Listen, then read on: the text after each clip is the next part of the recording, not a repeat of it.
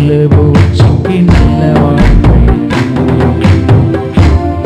உன்னை நல்லவனாக்கி எல்லையில் வைத்து